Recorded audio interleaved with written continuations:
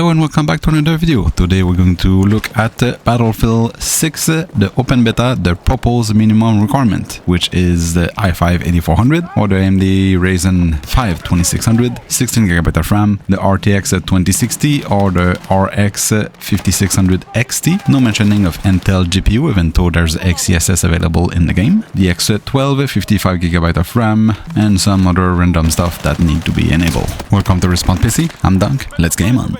Starting off with the i5-8400, the RTX 2060 and 16GB of RAM, we're going to test at an assuming 1080p to reach an average of 60 FPS because this is an FPS game, and at low settings. And that was a bad assuming. Right now I'm at 1080p, medium settings. I get an average of 75 FPS with some hiccup. So besides using the medium, the preset balance of whatever that means, and for the graphics, I'm not using DLAA or FSR or XeSS. It's the default DLAA. Using DLAA, DLSS, FSR, XeSS make the game unstable, drop in FPS, or just literally crash. So it's 1080p, medium settings, and DLAA. I get an average of 75 FPS, which is highly playable. And if you're someone on a budget, I'm pretty sure you only have a 60Hz monitor anyway. And I'm not even at low settings, I'm at medium. And on DLAA, I didn't crash once or had any huge stutter. Remember, this is only a beta, the game is out only in 2 months. The GPU is not even pegged at 100%. We are in the high 90s, but not 99 or 100%. CPU wise, we are at in the mid 80. We almost bottlenecked by the CPU, and we're using 11GB of RAM. Next up, we have the Ryzen 5 2600, the RX5600XT, and 16GB of RAM. We are again at 1080p, medium settings, and just to show you, right now I'm on FSR, not DLAA, and it's FSR at AA until liaising, 100% upscaling. We get an average of 70 FPS with the GPU in the high 90s again, using 5.6 to 6GB of VRAM, the maximum of the GPU. The CPU is in the mid 70, but as you can see, the game froze, blackout, and back to the Steam menu. Now again with the Ryzen 5 2600, I redo a match, but instead of FSR, I've used DLAA, the default settings in the advanced graphic. The rest stay the same, medium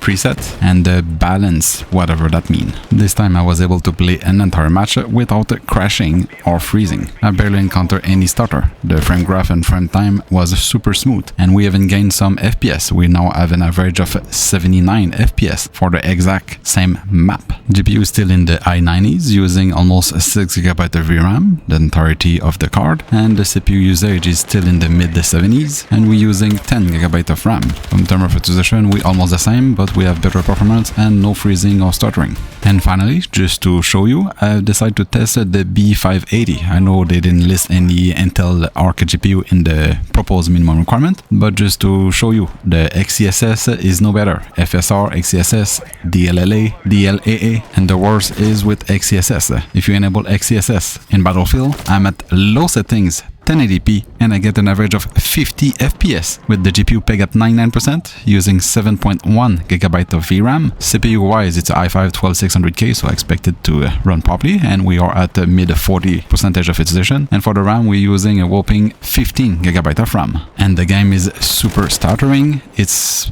unplayable for a FPS game. But if you go back and just disable everything of XeSS and just put the default DLAA, you can play at ultra settings and get 112 FPS. I repeat, 1080p, ultra settings with DLAA, get an average of 112 FPS. The B580 is definitely not the minimum to play this game, but with XeSS enabled, it doesn't even pass the minimum requirement. In the end, yes, this is an open beta.